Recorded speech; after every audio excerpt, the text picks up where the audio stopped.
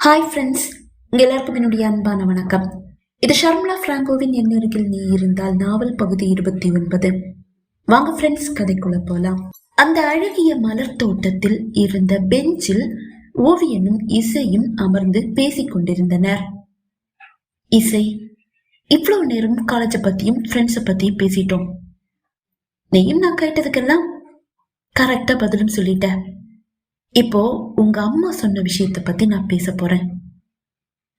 நீ கொஞ்ச நாளா காலேஜ் போகலையாமே? ஏன்? ஓவியன் அப்படி கேட்டதும் அத்தனை நேரமும் வாய் மூடாமல் பேசிக் கொண்டிருந்த இசை மௌனமாகி போனாள். என்னடா, என்னாச்சு? பேச்சையை காணும். அவள் தலை கவிழ்ந்துதான் இருந்தது. இசை, நீ ஏதாவது தப்பு பண்ணி இருப்பேனோ இல்ல தப்பு பண்றேனோ நான் கண்டிப்பா சொல்ல மாட்டேன். ஏன்னா நீ ஏன் பொண்ணு இல்ல, எங்க பொண்ணு. நீ கண்டிப்பா தப்பு பண்ண மாட்ட, தப்பான எந்த விஷயத்தையும் செய்ய மாட்ட. ஆனா எதையும் நீ எங்க கிட்ட இருந்து மறைக்கிற. அது என்ன? நீ எதையோ மறைக்கிறேன்னு எனக்கு ரொம்ப நல்லா தெரியுது. அது என்னன்னு நீ சொன்னாதான் எங்களுக்கு தெரியும். நீ தப்பு பண்ண மாட்ட, ஆனா ஏதாவது சிக்கல்ல நீ போய் மாட்டிக்க கூடாது. அதுக்காக தான் கேட்கிறேன். அப்போதும் இசை மௌனமாக இருந்தாள். எங்க பாரு இசை, நீ ஒரு விஷயத்தை மட்டும் ஞாபகம் வச்சுக்க. எந்த ஒரு காரணத்துக்காகவும் நீ அம்மாவை காயப்படுத்தக்கூடாது. அதை நான் பொறுத்துக்க மாட்டேன். நான் பக்கத்துல இருக்க வேண்டிய நேரத்துல உங்க அம்மா கிட்ட இருந்து தள்ளி நிக்கிறேன். தென்றல் என்னுடைய அருகாமைய ரொம்ப விரும்புறா. நான் அவ பக்கத்துல இருந்தா அவ எதை பத்தியுமே பயப்பட மாட்டா. வர்ற பிரச்சனைகளை தைரியமா சமாளிச்சுட்டு போயிட்டே இருப்பா. நான் பக்கத்துல இல்லைன்னா அவ உயிர் பாதி போன மாதிரி அவ ஃபீல் பண்ணுவா. அதனால நீ தென்றலை காயப்படுத்தினா அதை என்னால பார்த்துட்டு சும்மா இருக்க முடியாது. அவளுடைய மனசு இப்ப ரொம்ப வேதனைப்படுது. நீயும் சேர்ந்து அவளை வேதனைப்படுத்தாத, காயப்படுத்தாத. இசை அப்பாவை வியப்போடு பார்த்தாள். அப்பா, இந்த அளவு அம்மா மேல உயிரா இருக்கிற நீங்க எப்படிப்பா அம்மாவை பிரிஞ்சு ஜார்க்கண்ட்ல போய் தனியா இருக்கீங்க? அப்பா சிரித்தார். நான் உங்க அம்மா மேல உயிரா இருக்கேனும், அப்படி இருந்தும் உங்க அம்மாவை பிரிஞ்சு நான் ஜார்க்கண்ட்ல தனியா போய் தவிக்கிறேனும் உங்க அம்மா புரிஞ்சுக்கலையம்மா. அவ எப்ப புரிஞ்சுக்கிறாளோ அப்ப இந்த பிரச்சனைகளுக்கெல்லாம் ஒரு முற்றுப்புள்ளி விழுந்துடும். அப்பா, நீங்க அம்மாவை சந்தேகப்படலன்னு எனக்கு தெரியும். ஆனா அம்மா சைட்ல இருந்து யோசிக்கும் போது அவங்க சொல்றதுதான் உண்மைன்னு தோணும்பா. அவங்கள தப்பு சொல்ல முடியாது. அந்த வார்த்தைகள் தான் தென்றலின் கால்களை கட்டி போட்டது. அவர்களை நோக்கி நடந்து வந்து கொண்டிருந்த அவரால் அதற்கு மேல் ஒரு அடி எடுத்து வைக்க இயலவில்லை. ஓவியனின் பதிலை தென்றல் ஆவலோடு எதிர்பார்த்தார். நான் உங்க அம்மாவை சந்தேகப்படல. உங்க அம்மாவை சந்தேகப்பட்டா நான் என்னையே சந்தேகப்படுற மாதிரி. இப்போதைக்கு இதுக்கு மேல என்னால எதுவும் சொல்ல முடியாதுமா. அது விடு, உனக்கு என்ன பிரச்சனை? அத முதல்ல சொல்லு. அப்பா, நீங்க சொன்னீங்களே நான் அம்மாவை காயப்படுத்த கூடாதுன்னு. ஆமா, ஆனா அப்பா, நான் உங்களையும் காயப்படுத்த விரும்பல. அதனால இப்போதைக்கு நீங்க கேக்குற விஷயத்த பத்தி என்னால எதுவும் பேச முடியாது. பேச வேண்டிய நேரம் வந்தா நான் கண்டிப்பா பேசுவேன். இல்லனா கடைசி வரைக்கும் நான் அத உங்க 2 பேர்கிட்டயுமே சொல்ல மாட்டேன். அதுதான் நல்லது. அப்பா சிரித்தார். நீ எனக்கும் தென்றலுக்கும் பிறந்தவளாச்சே, அதுதான் என்னையும் தென்றலையுமே மிஞ்சிட்ட. அவரது அந்த வார்த்தைகள் இசையை மட்டுமல்ல தென்றலையும் குழப்பியது. இருவரும் புரியாமல் விழித்தனர். என்னப்பா சொல்றீங்க? எனக்கு எதுவும் புரியல. புரியுற மாதிரியே சொல்றேன். நானும் உங்க அம்மாவும் எப்படி கல்யாணம் பண்ணிக்கிட்டோன்னு நீ நினைக்கிற? உனக்கு அதை பத்தி ஏதாவது தெரியுமா? தெரியும். வீட்டுல இருக்கிற வேலைக்காரங்க ஒரு தடவை பேசிக்கிட்டதை கேட்டிருக்கேன். அம்மா கிட்டையும் கேட்டேன். அம்மாவும் அதே மாதிரி தான் சொன்னாங்க. அதாவது கோடீஸ்வரரான உங்க அப்பா அவருடைய சொத்துக்களையும் கம்பெனி பொறுப்பையும் உங்ககிட்ட கொடுக்கறதுக்கு முன்னாடி உங்க திறமைய சோதிச்சு பார்க்கணும்னு ஆசைப்பட்டாரு. அதனால உங்களை அவருடைய பூர்வீகமான தமிழ்நாட்டுக்கு அனுப்பி, அதுவும் குறிப்பா சென்னைக்கு அனுப்பி அங்க இருக்கிற ஏதாவது ஒரு ஆபீஸ்ல வேலையை தேடிக்க சொன்னாரு. ஊழியர்களோட ஊழியரா நீங்களும் வேலை பார்த்தாதான் உங்களுக்கு ஊழியர்களுடைய வேதனை கஷ்ட நஷ்டம் எல்லாமே புரியும்னு தாத்தா ஆசைப்பட்டதாலதான் அப்படி உங்களை அனுப்பி வச்சாரு. அப்படிதான் நீங்க சென்னைக்கு வந்தீங்க. வந்த இடத்துல தாத்தாவோட ஆபீஸ்ல இன்டர்வியூ அட்டென்ட் பண்ணி வேலைக்கு சேர்ந்தீங்க. உங்களுடைய திறமைய பார்த்து தாத்தா அவருடைய மகளான தென்றல அழகான இந்த ஓவியனுடைய கையில பிடிச்சு கொடுத்துட்டாரு. அதை கேட்டு ஓவியன் கலகலவன சிரித்தார். ஏன்பா சிரிக்கிறீங்க? நீ இப்ப சொன்னதுல பாதி மட்டும் தான் உண்மை, மீதி எல்லாம் வெறும் பொய். என்னப்பா சொல்றீங்க? எனக்கு புரியல.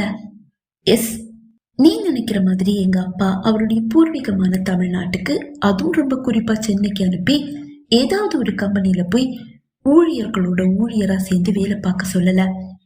அவர் சொன்னதெல்லாம் ஒன்னே ஒண்ணுதான், சொத்தையும் கம்பெனி பொறுப்பையும் நான் உங்ககிட்ட கொடுக்கறேன், ஆனா அதுக்கு முன்னாடி நீ ஏதாவது ஒரு ஆபீஸ்ல போய் வேலைக்கு சேர்த்து ஒரு வருஷம் நீ வேலை பார்க்கணும். அப்பதான் அங்க வேலை பார்க்கறவங்களுடைய கஷ்ட நஷ்டங்கள் உனக்கு புரியும்னு மட்டும்தான் சொன்னாரு. நான் போய் வேலை பார்க்க வேண்டிய இடம் தமிழ்நாடு, அதுவும் ரொம்ப குறிப்பா சென்னை. சென்னையிலையும் என்னுடைய தென்றலுடைய அப்பாவோட கம்பெனில தான் வேலை பார்க்கணும்னு முடிவு பண்ணது நான் தான். அது எங்க அப்பாவோட அனுமதியோட. அப்பா? எஸ், நீ நினைக்கிற மாதிரி தாத்தா என்னுடைய திறமையை பார்த்து உங்க அம்மாவை எனக்கு கட்டி வைக்கல. உங்க அம்மா என்ன காதலிச்சாதால மட்டும்தான் தாத்தா தென்றலை எனக்கு கட்டி வச்சாரு. அப்பா, இதெல்லாம் எப்போ? இந்த உண்மை எனக்கு தெரியும், ஆனா எனக்கு தெரியும்ன்ற விஷயம் உங்க அம்மாவுக்கு தெரியாது.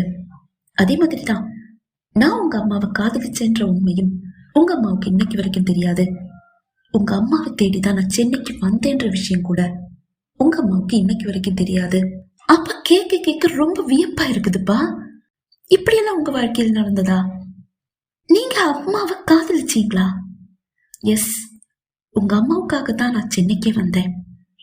உங்க அம்மாவுக்காக தான் உங்க தாத்தாவோட கம்பெனில வேலைக்கு சேர்ந்தேன். அதுக்கப்புறமா தான் தெரியுது அவங்க மாமா பையன் சஜுவோட அவங்க கல்யாணம் நிச்சயமாயிடுச்சுன்னு. ஆடி போயிட்டேன். ஆனா நான் காதலிச்ச பொண்ணுடைய வாழ்க்கை சந்தோஷமா இருக்கணும்னு ஆசைப்பட்டேன்னா சஜுவை பத்தி விசாரிச்சேன். சஜுவோட கேரக்டரே சரியில்லைன்னு எனக்கு தெரிய வந்தது. தைரியமா உங்க தாத்தா முன்னாடி வந்து நின்னு, நீங்க உங்க மகளுக்கு பார்த்த மாப்பிள்ள சரியில்லை, நான் உங்க மகளை உயிரா நேசிக்கிறேன், நான் அவளை என் கண்ணுக்குள்ளேயே வச்சு பாத்துக்கிறேன்னு சொல்றதுக்காக தைரியமா உங்க தாத்தா வீட்டுக்கு வந்தேன். ஃப்ரெண்ட்ஸ், தொடர்ந்து கதையை கேட்கறதுக்கு முன்னாடி இந்த சேனலை இது வரைக்கும் சப்ஸ்கிரைப் பண்ணாதவங்க யாராவது இருந்தா சப்ஸ்கிரைப் பண்ணிக்கங்க. கதை உங்களுக்கு பிடிச்சிருந்தா மறக்காம லைக் பண்ணுங்க. மறக்காம உங்களுடைய கருத்துக்களை கமெண்ட் பாக்ஸ்ல கமெண்ட் பண்ணுங்க. வாங்க ஃப்ரெண்ட்ஸ், தொடர்ந்து கதையை கேட்போம். அங்கதான் எனக்கு ஒரு இன்ப அதிர்ச்சி காத்திருந்தது. உங்க அம்மா உங்க தாத்தா கிட்ட, நீங்க நிச்சயம் பண்ண சஜுவை கல்யாணம் பண்ணிக்க எனக்கு விருப்பம் இல்ல, நான் இன்னைக்கு வரைக்கும் அவனை நேசிக்கல, அவனை ஒரு ஃப்ரெண்டா தான் பாக்குறேன், என் மனசுக்குள்ள நம்ம ஆபீஸ்ல வேலை பாக்குற ஓவியன் தான் இருக்காரு, கல்யாணம் பண்ணிக்கிட்டா நான் அவரை தான் கல்யாணம் பண்ணிப்பேன்னு ரொம்ப தைரியமா சொல்றத ரொம்ப தற்செயலா கேட்டேன். அப்படியே திக்கு முக்காடி போயிட்டேன் தெரியுமா. உங்க அம்மாவே காதல சொன்னதும் தாத்தாவும் வேற வழி இல்லாம என்னையே உங்க அம்மாவுக்கு கட்டி வைக்கிறதா சொல்லிட்டாரு. மகிழ்ச்சியில துள்ளி குதிச்சுட்டு என் காதலை பத்தி யாருக்கிட்டையும் சொல்லாம நான் திரும்பி வந்துட்டேன். இன்னைக்கு வரைக்கும் நான் அதை உங்க அம்மா கிட்ட சொல்லல. ஏன்பா சொல்லல? இவ்வளவு அழகான ஒரு காதல ஏன்பா சொல்லல? தென்றல அவளுடைய காதல கூட என்கிட்ட இன்னைக்கு வரைக்கும் சொல்லலம்மா. ஏன்பா? ஏன் ரெண்டு பேரும் இப்படி நடந்துகிட்டீங்க? எல்லாம் உங்க தாத்தாவாலதான், அவர் கொடுத்த அட்வைஸாலதான் உங்க அம்மா அவங்க காதல என்கிட்ட சொல்லல.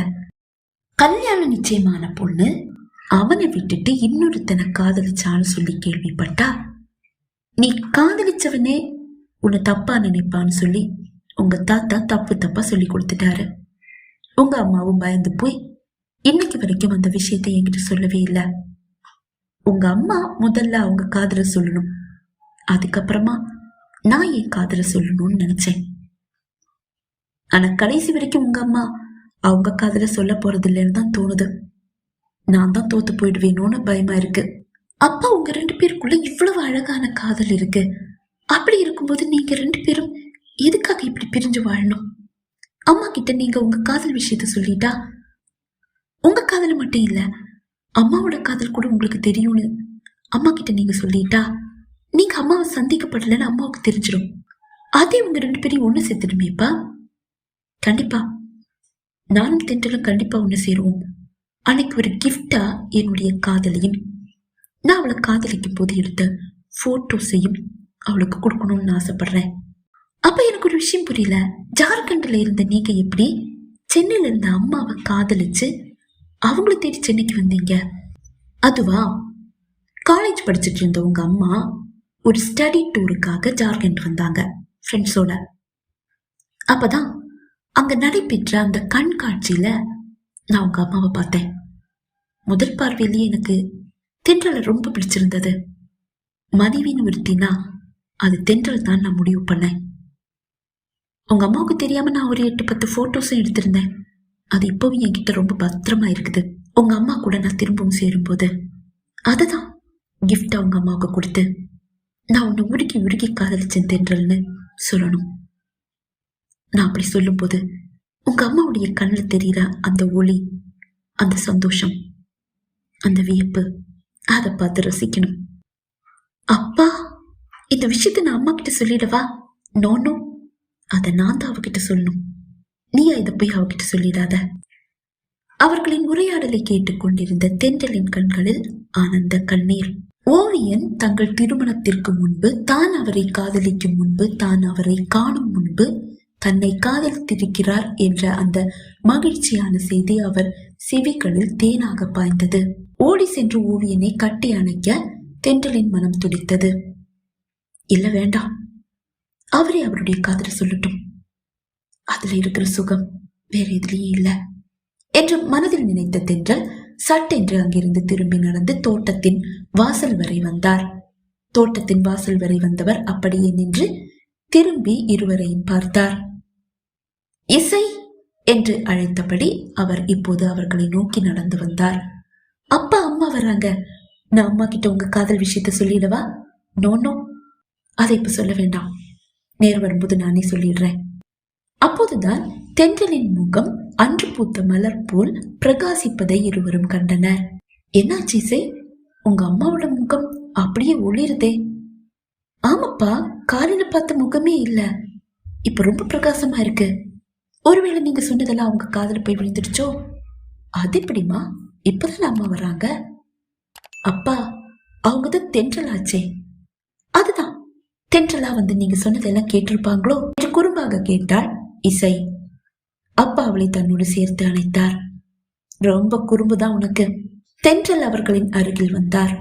என்ன இசை, அப்பா கிட்ட எல்லாம் சொல்லிட்டியா என்று கேட்டார்.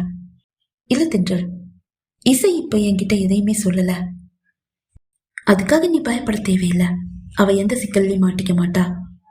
அவ நம்ம பொண்ணு, நீ அவளை நம்பலாம் என்று கூறியவர் அம்மாவின் கரத்தை இதமாக பிடித்துக் கொண்டார். ஓவியனின் கரத்தை இறுக்கமாக பற்றிய தென்றல், கண்டிப்பா நான் அவளை சந்திக்கப்படல, ஆனா அவ ஏதாவது சிக்கல்ல மாட்டிப்பாளோன்னு பயப்படுறேன். நீங்க இவ்வளவு உறுதியா சொல்லும் போது எனக்கு எந்த பயமும் இல்ல. ஓகே தென்றல், நான் கிளம்புறேன் என்று கூறிய ஓவியன் தென்றலின் கரத்தை விடுவிக்க அவர் கரத்தை பிடித்துக் கொண்டார் தென்றல். ஓவியன், நானும் இசையும் இன்னும் 1 வாரம் இங்கதான் இருப்போம். தேவேஷ் இன்னைக்கு கிளம்பிடுவாரு. அதுக்கப்புறம் நானும் இசையும் மட்டும் தனியா என்று கூறிய தென்றல் வார்த்தைகளை அப்படியே நிறுத்தி கொண்டார். ஓகே, நீங்க திரும்பி சென்னை போற வரைக்கும் நான் இங்கே இருக்கேன். அதுக்கப்புறமா நான் ஜார்க்கண்ட் போறேன். நோனோ, அடுத்த வாரம் இசையோட நிச்சயதார்த்தம் இருக்குல்ல, நானும் உங்க கூடவே சென்னைக்கு வரேன் என்று ஓவியன் கூறியதும் தென்றல் இசை இருவரின் முகமும் மலர்ந்தது. மாலை தேவேஷ் கெஸ்ட் ஹவுஸை அடையும் போது இசை, தென்றல், ஓவியன் மூவரும் ஒன்றாக செட்டியில் அமர்ந்து ஏதோ அரட்டை அடித்து சிரித்துக் கொண்டிருந்தனர். தேவேஷ் தான் கொண்டு வந்த ஃபைல்களை டீப்போ மீது வைத்தான். மேம், நான் ஃபைலை எல்லாம் சரி பார்த்துட்டேன், எல்லாம் சரியா தான் இருக்கு. ஆனாலும் நீங்களும் ஒரு தடவை செக் பண்ணிக்கங்க. ஓகே தேவா.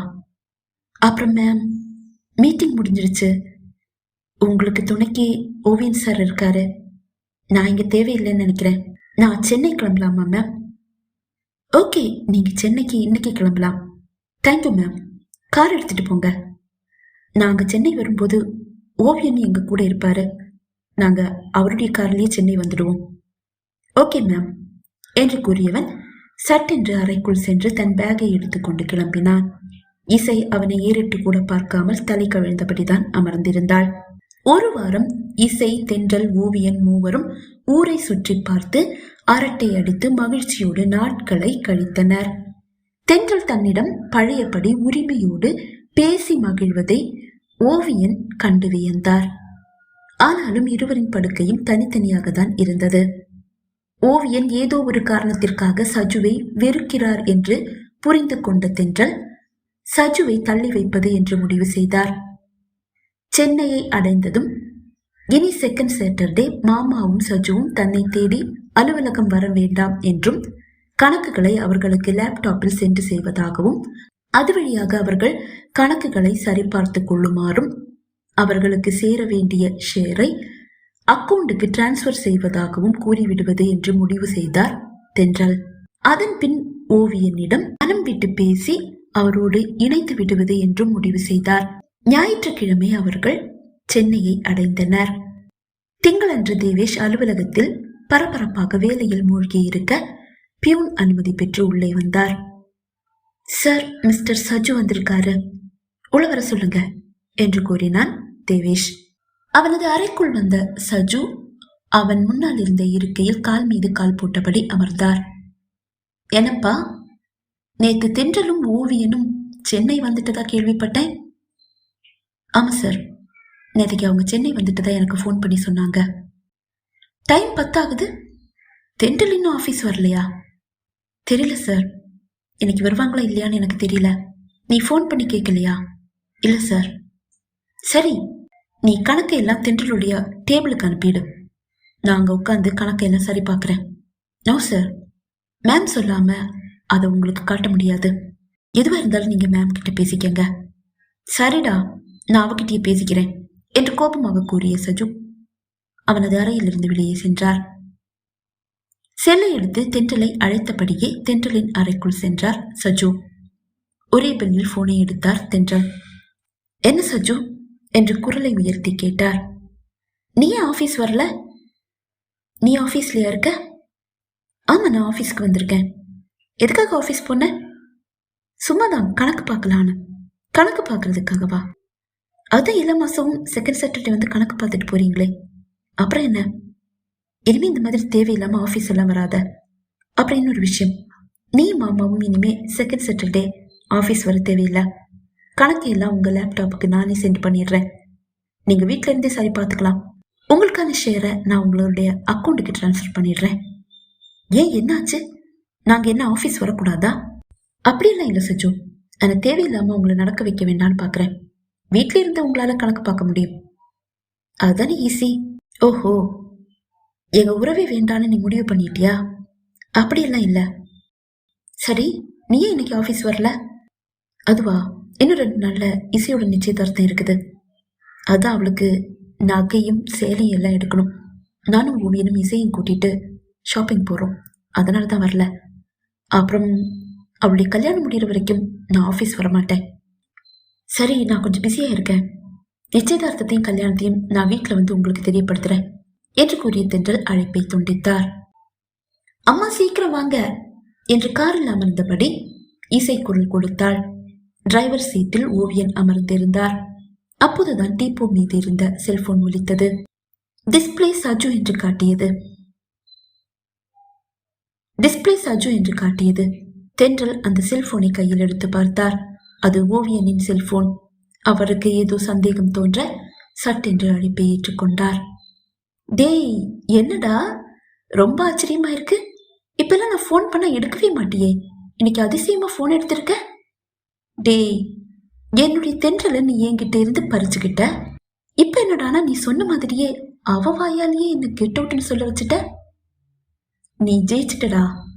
ஆனா உன்னை நான் சும்மா விட போறதில்ல. உன்னை கொலை பண்ணாதான் எனக்கு தென்றல் கிடைப்பானா, அதையும் செய்ய நான் தயாரா இருக்கேன். பல தடவை உன்னை கொலை பண்ண நான் ட்ரை பண்ணேன். ஆனா ஒவ்வொரு தடவையும் நீ தப்பிச்சு போயிட்டே இருந்த. இந்த தடவை நான் உன்னை சும்மா விட மாட்டேன். கூடிய சீக்கிரமே உன்னை சந்திக்கிறேன்டா. அழைப்பு நின்று போனது. தென்றல் அதிர்ந்து போனார். என்ன நடக்குதுங்க? ஓவியன் சொன்ன மாதிரி சஜு தப்பானவனா இருக்கான். இது எதுவுமே தெரியாம நான் அவங்கிட்ட எவ்வளவு நெருக்கமா பழகி இருந்திருக்கேன். தென்றல் எதுவும் அறியாதவர் போல் செல்போனை கொண்டு வந்து ஓவியனிடம் கொடுத்தார். ஓவியன் அதை வாங்கி பாக்கெட்டில் திணிக்க ஓவியனோடு முன்னிருக்கையில் ஏறி அமர்ந்தார் தென்றல்.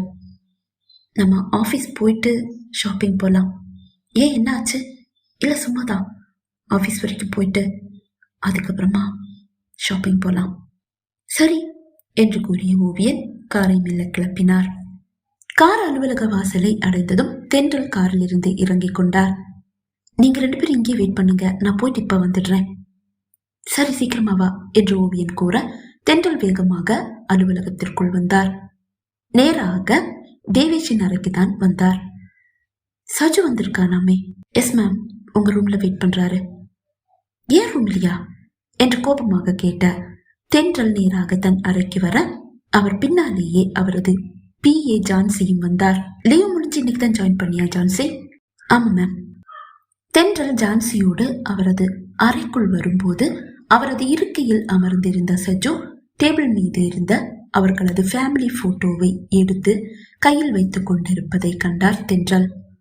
சஜு அந்த ஃபேமிலி போட்டோவில் இருக்கும் தென்றலை மெல்ல வருடியபடி அமர்ந்திருப்பதை கண்ட தென்றலுக்கு கோபம் தலைக்கேறியது.